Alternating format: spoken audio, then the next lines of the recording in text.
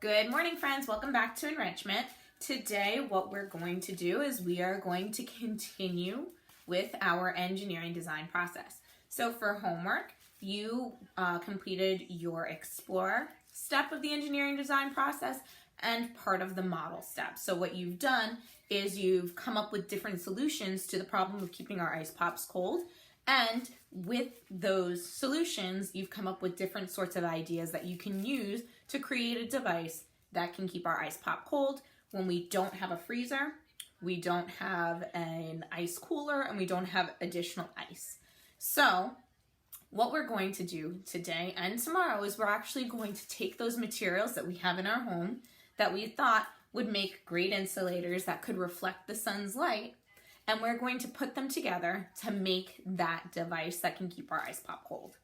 One of the assignments that we also completed was actually either creating our own ice pops, and as a reminder, we said that we could use something that was just like an ice cube, or if we had them at home already, we have those different ice pops. So what you're going to do is you're going to take that ice cube and place it inside a Ziploc bag.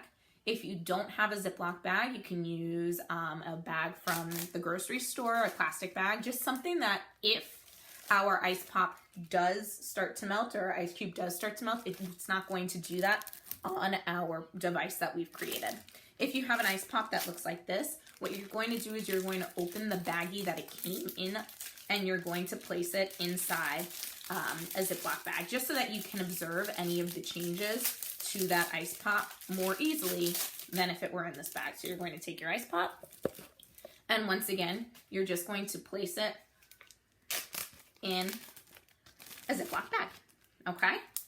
For the time being, this can still stay in the freezer, but once our device has been built, what we're going to do is we're going to take that ice pop and place it in our device that we've come up with.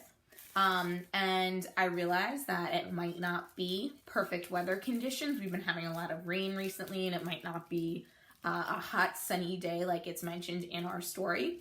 So once we take these ice pops, whatever yours looks like, out of the freezer, you're going to just leave it in a warm area in your home.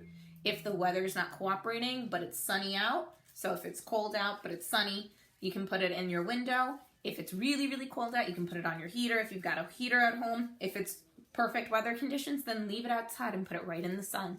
And observe what happens over the course of 45 minutes. So set your timer and then take a look at the end of those 45 minutes. Remember, you don't really want to touch your ice pop as you're testing, because when you touch your ice pop, heat from your body is going to be transferred to that ice pop because your body is warmer than the ice pop. Heat always moves from the warmer object to the colder object. So if I'm touching my ice pop a lot, what I'm actually doing is transferring some of my body heat towards it and speeding up that melting process.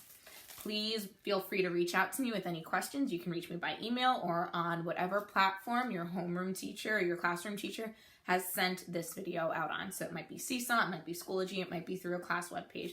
Please feel free to reach out. I will be checking, and I can't wait to see what you've come up with.